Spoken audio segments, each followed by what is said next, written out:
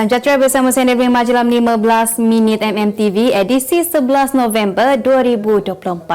Kita ke berita utama. Pihak polis setakat ini sudah mengambil keterangan seramai 9 individu berkaitan kes buli mewaletkan seorang penuntut tahun 1 Universiti Pertahanan Nasional Malaysia UPNM yang didakwa di pijak senior dalam kejadian pada 21 Oktober lalu. Ketua Polis Kuala Lumpur, Datuk Rusdi Muhammad Isa berkata pihak polis merakamkan keterangan suspek pada petang ini di Ibu Pejabat Polis Daerah Ceras. Namun setakat pukul 5 petang tadi tiada sebarang perkembangan terkini yang dilaporkan. Semalam polis mengesahkan seorang penuntut tahun 1 universiti berkenaan cedera berikutan keretakan tulang rusuk dan tulang belakang akibat dipijak penuntut senior dalam kejadian pada 21 Oktober lalu. Rusdi dilaporkan berkata pihaknya menerima satu laporan kira-kira pukul 8.40 malam pada 8 November lalu. Menurutnya dalam kejadian kira-kira pukul 10.45 malam itu, mangsa yang berusia 19 tahun itu dikatakan berada di tepi padang kawat institusi pengajian itu sebelum dia dipanggil dan dipijak oleh penuntut tahun 3. Tambah lagi, mangsa kini sedang mendapatkan rawatan di Hospital Kuala Lumpur berhubung kecederaan yang dialami. Kes itu katanya disiasat di bawah Seksyen 325 Kanun Keseksaan kerana mendatangkan kecederaan. Kerajaan mengakui akan berlakunya kenaikan harga barang susulan kenaikan cukai dalam sektor tertentu khususnya melibatkan bahan api dan logistik. Timbalan Menteri Kewangan Lim Hu Ying berkata kerajaan justru komited dalam mempertimbangkan pelbagai inisiatif kepada golongan B40 termasuklah penyasaran subsidi bersasar. Bagaimanapun beliau yakin peningkatan itu akan berlaku pada kadar yang terkawal. Hu Ying dalam masa yang sama menjelaskan kerajaan dengan kerjasama pelbagai industri terus komited meningkatkan keperluan barangan asas seperti beras dan minyak paket agar bekalan kekal stabil. Beliau demikian di Dewan Rakyat ketika menjawab soalan tambahan Ahli Parlimen Merbok Muhammad Nazri Abu Hassan hari ini. Syarikat pengeluaran air minuman Bubble Bee Sdn Bhd Bubble Bee didenda keseluruhan RM17,500 oleh Mahkamah Majlis Shah Alam hari ini atas 7 pertuduhan termasuk tunggakan caruman Pertubuhan Keselamatan Sosial Perkeso tahun lalu.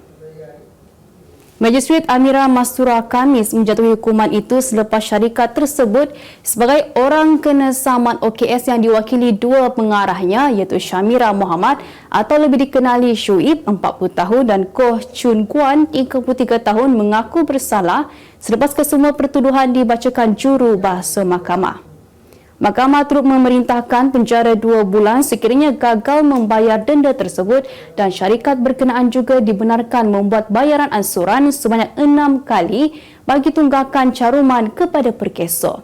Bubble Bee didakwa 3 pertuduhan sebagai majikan utama kepada seorang lelaki berusia 25 tahun telah didapati gagal membayar kepada perkeso bagi caruman majikan dan pekerja bagi bulan Oktober hingga Disember berjumlah keseluruhan RM97.80 seperti dikehendaki di bawah Seksyen 6, Kurungan 1 dan Kurungan 8 Akta Keselamatan Sosial Pekerja 1969 dan Peraturan 32 Peraturan Am Keselamatan Sosial Pekerja 1971.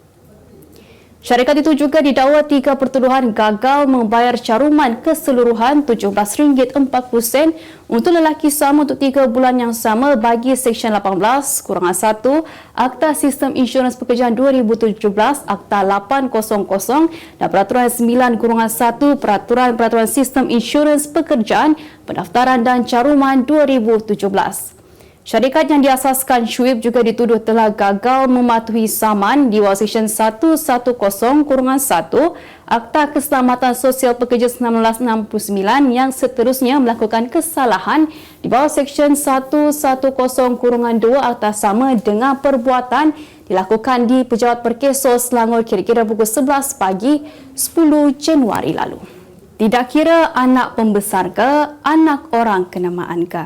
Itu merupakan amaran yang dilaungkan oleh pengerusi MARA Datuk Dr. Ashraf Wajdi Dusuki yang berkata mana-mana pengetua Maktab Rendah Sains MARA MRSM dan pengarah Institusi Pendidikan MARA IPMA yang didapati menyorokkan maklumat atau menutup kes buli akan ditukar serta-merta. Katanya beliau telah diarahkan oleh Timbalan Perdana Menteri Datuk Seri Dr. Ahmad Zahid Hamidi untuk mengambil tindakan tegas berhubung isu tersebut. Beliau demikian menerusi satu hantaran di Facebook hari ini untuk memaklumkan tidak akan berkompromi terhadap pelaku buli di mana-mana IPMA termasuk MRSM, Institut Kemahiran MARA IKM, Kolej Politek MARA KPTM, Kolej Kemahiran Tinggi MARA KKTM, Universiti Kuala Lumpur UNI-KL dan Universiti Politek Malaysia UPTM. Buat pembaca yang meminati cerita seram, anda boleh dapatkan koleksi kisah seram terbitan Utusan Malaysia dan Kosmo dengan harga berpatutan iaitu RM25 senaskah. Untuk pembelian, anda boleh melayari laman web shop.mediamulia.com.my sekarang.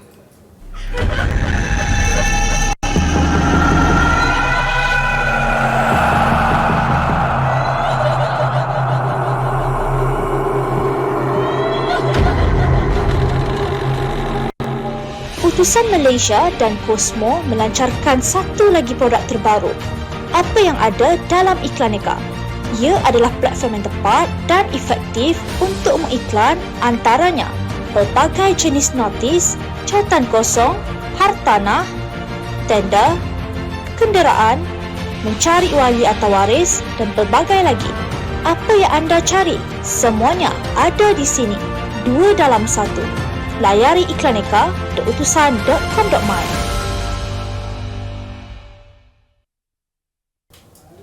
Berang di Kongkong dipercayai menjadi punca seorang lelaki hilang pertimbangan apabila bertindak menumbuk ibu saudaranya berkali-kali hingga jatuh tangga.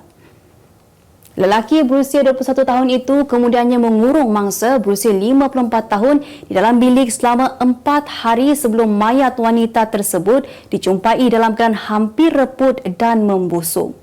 Pemangku Ketua Polis Perak, Deputi Komisioner Zulkafli Syariat berkata, suspek yang juga seorang penganggur itu mengaku melakukan kekerasan hingga menyebabkan kecederaan ke atas ibu saudaranya di sebuah rumah di Taman Puteri Lindungan Bintang. Menurut beliau, adik lelaki mangsa sebelum itu ada mencari kakaknya namun dia beritahu oleh suspek bahawa wanita tersebut hanya berkurung di dalam bilik. Bagaimanapun katanya setelah beberapa hari dan terhidu bau busuk, adik mangsa membuat laporan kepada polis yang membawa kepada penemuan mayat wanita itu semalam. Berikutan itu, suspek ditangkap dan kini ditahan reman 5 hari sehingga Jumaat depan untuk siasatan mengikut Seksyen 302 Kanun Keseksaan kerana membunuh. Penganjur batalkan konsert tanpa memaklumkan saya terlebih dahulu. Demikian luahan Aisyah Retno menerusi sebuah video yang dimuat naik dalam Instagram gara-gara terkilan apabila pihak penganjur bertindak membatalkan konsert Malam Sutera Aisyah Retno pada 16 November ini dengan alasan jualan tiket kurang mendapat sambutan. Aisyah atau nama sebenar Sharifah Aisyah Retno Said Sipulicam, 24 tahun berkata, lebih mengecewakan pihak penganjur enggan berbincang bagi mencari solusi agar konsert tersebut dapat diteruskan. Dalam berita itu, Aisyah pernah menjelaskan kepada penganjur iaitu Karisma Music International bahawa dia belum bersedia untuk mengadakan konsert. Pembatalan konsert itu turut mengakibatkan dia menanggung kerugian kerana terpaksa menolak beberapa tawaran persembahan. Meski sedih, Aisyah menerima keputusan pembatalan konsert itu dengan hati terbuka dan menganggap ada hikmah di sebaliknya. Berita dunia, sebuah kereta jenama Mercedes yang diubah suai dan diinspirasikan daripada filem Adiwira Batman bakal dilelong pada 21 November ini dengan harga RM1.3 juta. Kereta digelar Batmobile itu mirip kenderaan ikonik milik Batman yang ditampilkan dalam trilogi filem Dark Knight arahan Christopher Nolan. Kereta model Mercedes-Benz CL55 AMG Clement itu dilengkapi enjin V8 berkapasiti 5.4 liter yang mampu menghamburkan 500 kuasa kuda. Selain memiliki nombor plat khas Gotham, ia juga hanya melakukan perjalanan lebih 150,000 kilometer.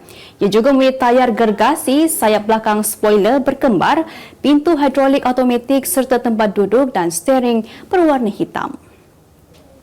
Satu klip video tular di Thailand memaparkan sejumlah murid sekolah rendah berlari meninggalkan bilik darjah mereka yang dipecah masuk oleh seekor lembu. Kejadian itu dirakam oleh seorang guru pada 6 November lalu sebelum tular di media sosial. Rakaman di platform Twitter oleh akaun Bilibili Bibans merupakan seekor lembu berjalan masuk semasa kelas sedang berlangsung. Haiwan itu sempat membuat rondaan seperti seorang pengawas yang melakukan pemeriksaan mengejut. Kehadiran haiwan itu membuatkan murid-murid bergegas keluar dari bilik darjah dengan bantuan guru mereka. Rakaman itu mencatatkan lebih 2 juta tontonan dan menimbulkan pelbagai reaksi netizen. Kemas kini pengetahuan anda tentang isu ekonomi dan pasaran. Merangkumi sektor hartanah, perniagaan, keuangan, komoditi, IKS, halal niaga dan dunia korporat. Sentiasa ikuti perkembangan ekonomi semasa di dalam dan luar negara. Semua informasi terkini hanya di hujung jari. Dapatkan edisi ringgit setiap Isnin hanya di Akhbar Utusan Malaysia.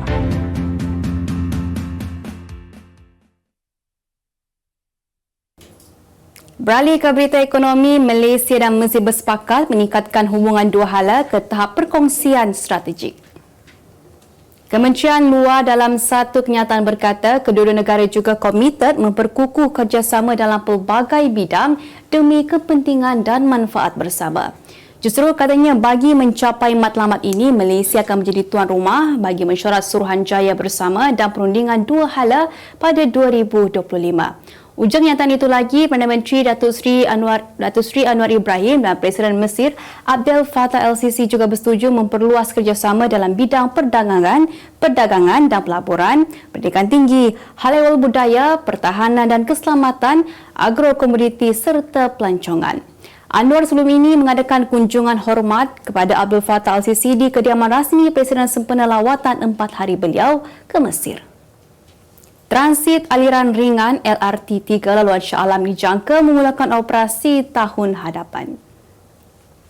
Menteri Pengangkutan Anthony Loke Siu-Fuk berkata pembukaan laluan rel baharu itu bertujuan memudahkan akses penduduk di kawasan Klang dan Shah Alam untuk ke pusat bandar Kuala Lumpur. Katanya usaha itu menandakan komitmen kerajaan untuk membawa lebih banyak pilihan kemudahan pengangkutan awam kepada pengguna. Jelas beliau melalui usaha itu, kerajaan akan cuba sedaya upaya untuk membawa lebih banyak pilihan dan kemudahan pengangkutan awam buat rakyat di negara ini. Beliau demikian semasa berucap sempena Festival Rapid KL 2 Dekad Bersama semalam. Turut hadir Timbalan Perdana Menteri Datuk Seri Fadilah Yusof dan Pengerusi Kumpulan Prasarana Malaysia Berhad Prasarana Tan Sri Jamaluddin Ibrahim. Berita sukan bergu lelaki nombor 1 negara Aaron Chia Soh Woo Yik menamatkan kemarau kejuaraan lebih setahun dalam saingan jelajah dunia Persekutuan Badminton Dunia BWF apabila meraih gelaran di kejohanan badminton Korea Masters 2024. Pada perlawanan akhir di Gimnasium Iksan Korea Selatan semalam, pemenang pingat gangsa Sukan Olimpik Paris 2024 itu memenang wakil tuan rumah Jin Yong Kim Won Ho menerusi aksi rubber set 21-23, 21-19, 21-14. Bermula dengan aksi yang kurang memuaskan dan cuba bangkit namun tewas pada set pertama apabila Jin Won Ho menang 23-21. Memasuki set kedua, Malaysia menghadapi situasi sukar apabila bergu tuan rumah melalui 6-2 namun berjaya meletakkan Jin Yong Won Ho dalam detik sukar dan mencatat kemenangan 21-19 sebelum mengheret perlawanan ke set penentuan. Memasuki set terakhir, aksi kedua-dua pasukan dilihat cukup seimbang namun tuah menyelewai Aaron Woo Yik selepas mencatatkan kemenangan 21-14. Manchester United terus cemerlang apabila meraih kemenangan ketiga dalam 4 perlawanan di bawah kendalian Ruud van Nistelrooy selepas menewaskan Leicester City 3-0 dalam aksi Liga Perdana Inggeris EPL awal pagi tadi. Pada perlawanan di Stadium Old Trafford itu, skuad The Red Devils membariskan kesebelasan terbaik dengan Amad Diallo, Marcus Rashford, Bruno Fernandes, Rasmus Hojlund mengetuai jentera serangan. Skuad tuan rumah tidak menunggu lama untuk membuka tirai jaringan menerusi penyudah Fernandes awal minit ke-17 selepas menerima hantaran Diallo. Gol tersebut menaikkan semangat United untuk terus menggasak kubu The Foxes dan berjaya meraih gol kedua. Hasil jaringan sendiri yang dilakukan oleh pertahanan Leicester, Victor Christiansen pada minit ke-38. Bersambung babak kedua, Leicester berusaha untuk menggasak musuh merapatkan kedudukan, tetapi benteng United yang diketuai penjaga gol Andre Onana cukup kebal. Pemain gantian Alejandro Garnacho melengkapkan malam cemerlang United apabila mencetak gol ketiga pada penghujung saingan dengan keputusan 3-0 kekal sehingga whistle penamat. Sebagai penutup 15 minit MNTV hari ini, saksikan laporan cuaca esok Selasa 12 November 2024. Jangan lupa dapatkan akhbar Tusan Malaysia dan Kosmo untuk berita-berita terkini dan menyeluruh. Sekian sahaja daripada saya, Devin Majil. Salam sejahtera dan jumpa lagi.